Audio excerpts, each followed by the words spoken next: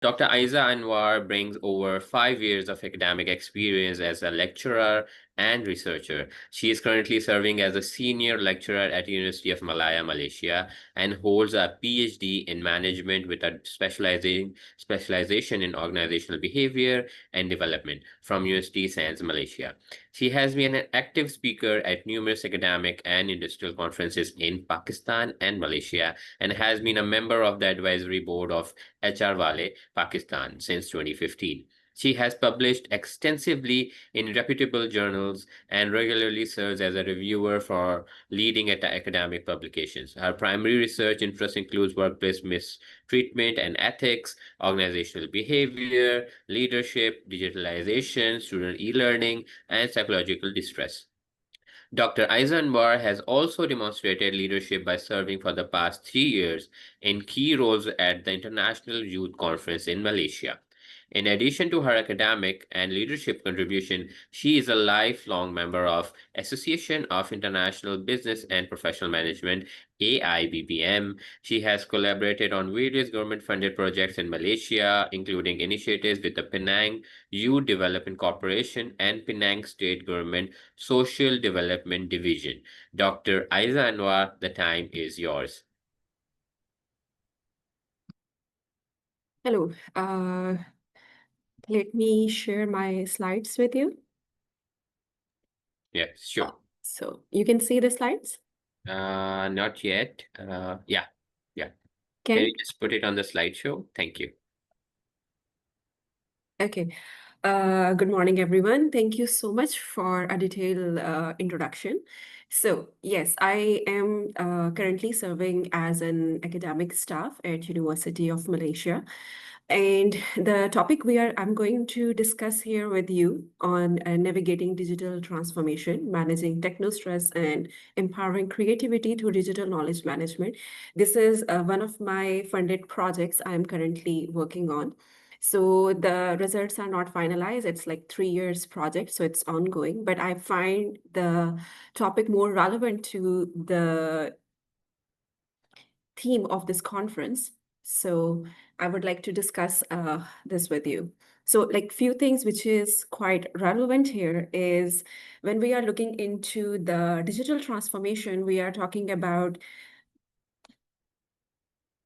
that how it is affecting every course of our life. Doesn't matter you are working in a corporate organization, in academia, you are working with hospitality industry, or even if you're a student. So these things are there, and we are under constant pressure to keep up with the digital transformation.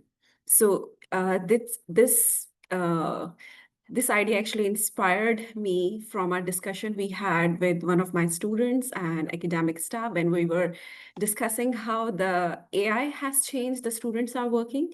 And when we were talking about with the corporate sector that they are under constant demand to come up with innovative stuff when it comes to AI, and how the use of AI actually has blurred the boundaries between their work and non-work time. So we have discussed in the past, and the research has been published on a lot on the area that how the digital transformation, how AI has positively affecting our life. But we are kind of shy when it comes to the discussion that how it might affect negatively our lives also. So I want to highlight the techno stress, the area where we see that how creativity and in general, our satisfaction with life and work affects because of the digital transformation. So how we discuss techno stress. So techno stress can be your overload, complexity, invasion, or uncertainty, everything when it comes to the use of AI in our life. We have a good understanding that what digital knowledge management is. It can be as simple as a use of your AI, your email, to the use of any kind of digital knowledge software we have in the organization. So the area of concern for this research, it has been about the digital knowledge worker in Malaysia particularly, but the research, the prior research which has been discussed, it highlighted that it actually affects everyone around the globe. So let's dive in a little what the literature talks about when it comes to digital knowledge management. So it talks about the systematic acquisition, sharing, and utilization of knowledge through digital platforms. It could affect, yes, employee satisfaction, productivity, and organization performance, the positive side of digital knowledge management. And when we look into the processes, tool, and practices within the organization, it also aims for innovation, decision-making, agility, and increasing complex and dynamics environment. So all the positivity comes from the digital knowledge management.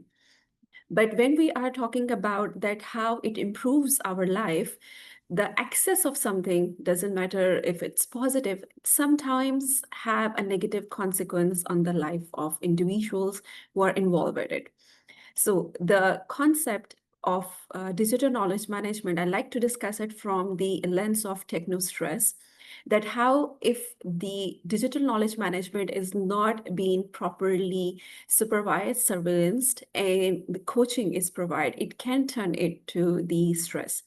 So what the literature discusses when it comes to techno stress, it's said that it is a technological demand which is affecting the individual life, specifically right now, currently in small, medium, and organization in Malaysia, where they have to look into how consistently technology would improve their life. So to understand techno stress in a better way, we have to understand when we're looking into the techno stress, we are looking into the different components, which can be the overload, means you have to work faster, you have to keep up with the digital tools. So we know that. There was 3-5 years back, we were not looking into the use of AI as such. Then when we started using the use of AI, for instance, it can be your ChatGPT, or it can be the Gemini, simple AI tools. It started to transform how we are working within our sector. For instance, I come from academia. So one of the challenges we face since the use we have seen in the students is we started to face that, okay, we are not very much sure that the assignments the students are doing, is it by themselves or they're using the AI. So we are still struggling with it, and we do have some software which detect that, but still the policies are not clear. It's not just that it's not clear in Malaysia. I would say the West is also struggling with it, that to what extent we can allow the use of AI. So you have to keep up with the technology, right?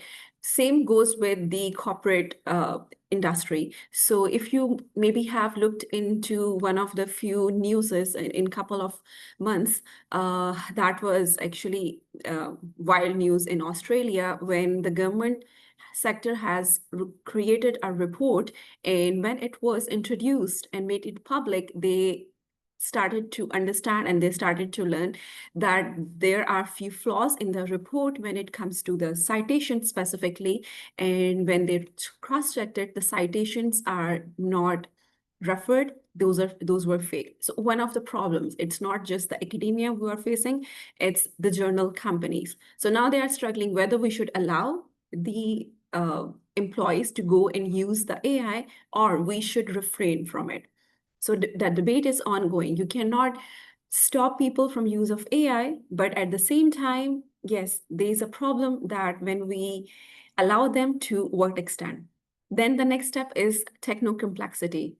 Systems are difficult, require continuous learning. So doesn't matter in which industry you are, you have to keep up with the softwares. That's how you're going to have a competitive edge if you are actually in the world of AI. The third one is your techno invasion. Work intrudes into personal life by constant connectivity. There was a time when we can actually say that, okay, after 6, I'm going home. Please do not contact me. But like now, your personal boundaries are being blurred. When the email is being sent to you after 6, there is a slight expectation that, okay, if it's urgent, you are required to reply even on the weekend. So the work-life balance, yes, it's started to get disturbed.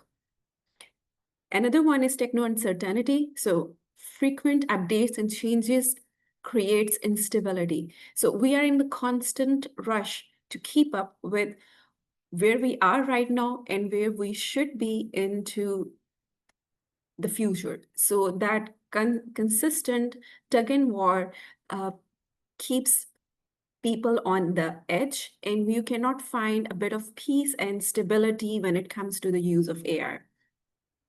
To understand it from the theoretical perspective, I'm just quickly going to go over it, is the use of job demand resource theory. So if you look into the theory, it actually discusses that an individual can have the job resources and job demands when they are working within the organization. However, there is a problem that how do you look into that a certain job demand is actually a job resource or it turns into a job demand. When we look into digital knowledge management, the conceptualization is, okay, it is a resource because it helps with the work, improve efficiency, improves knowledge, connectivity. It enhances the satisfaction and creativity because you are going to get a support.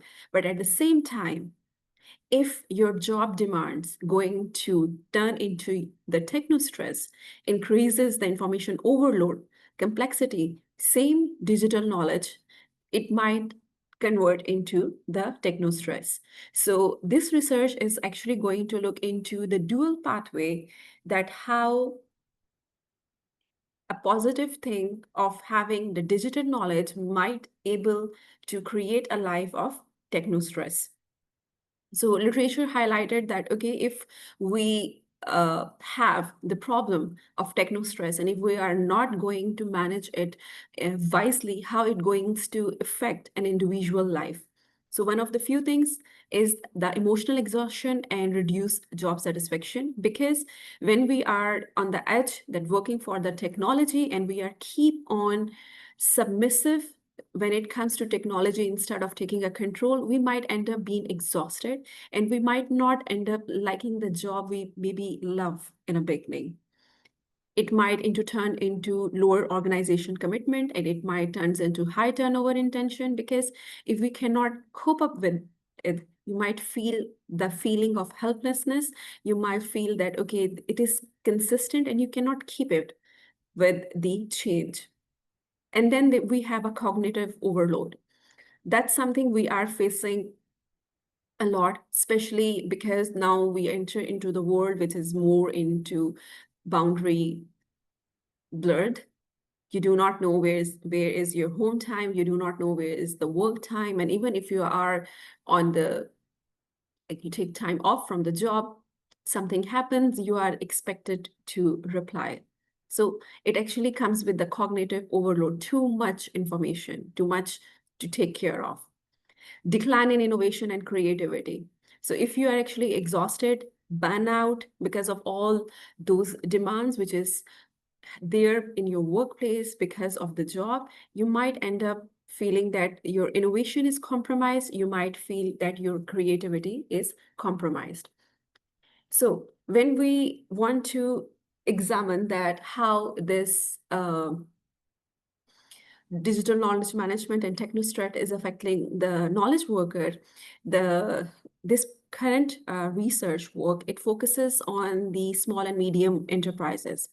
And I have looked into the service industry, especially, which is currently looking into the knowledge worker, because they are the one who is currently in demand when it comes to knowledge management. So it could be your IT sector, your digital services, retail, commerce, education industry, could be your universities and school, training services, and the professional services. Anything where we have the knowledge worker and we see that they are working with IT, and they would be looking into how those things are going to affect their life. So let's look into the practical implication, why it's important. We have seen around in our real life how the digital implications, how the digital transformation is making its way in our life. We can see it in last 5 years when we were in the post-COVID era, during COVID and over after COVID. And one of the things we have seen is the drastic change in digitalization in our life. We have talked about digital economy, gig economy, even before the COVID, but since we have passed that era, we are more looking into the digital economy. We are more looking into the individuals who has the ability to keep up with the digitalization. So even the simple context, simple terminologies of leadership has transformed. Now we are not generally talking about a leadership who has the ability to transform. We are looking into digital leadership, the individual who can lead teams when they are across the boundaries. So there are benefits of it, but yes, at the same time, we have to be vigilant that how much we let digital transformation lead our life. So the few practical implications of our study is that we have to look into that it is a strategic side of it. It's not just an IT tool. When we are using it, we do not and we should not allow it to lead our life. We have to make sure that we are using it to our advantage while making sure what is important. We went for digital transformation so that we want to have ease in our life. We want to make sure that we have more control in our life, not the other way around. And we are starting to blur those priorities in life, that family life matters, your life outside the work matters. And when we are designing it, the user friendliness is important, that the AI should be able to help you when making a decision instead of making individual feels complicated, and the pressure that you have to keep up with it, and you have the pressure that you have to be on the top all the time. It should not be there. Leaders plays very important role in this transformation. Then an employee is supposed to follow. That's always the case. So if we have leaders who understand and who are vigilant that the technological side should not invade their own personal life, they are going to live a life which is tend to be, they make them a role model where they know that the boundaries are important, and the digital knowledge management does not cause techno stress among the employee. Whereas when we are looking into it, the continuous trainings and the ongoing support is important. So currently, the training programs, when we look into the digital transformation, they focuses and their emphasis is more on how well you are in it, how good you are, and how fast you learn. But the training programs should also talk about that when we are looking into all those things, we have to be careful that it's going to help us in our everyday life while making sure that we are not feeling burnout and emotionally exhausted. So in conclusion, your digital transformation, it allows us to have opportunity, make our life easier. It accelerate the work, increase connectivity, and allows us to be more productive. But similarly, at the same time, we have to look into the risk that it might negatively affect the creativity and innovation when we are asking too much from our employees. So thank you very much for listening to me, and I will look forward for your questions at the end of the session.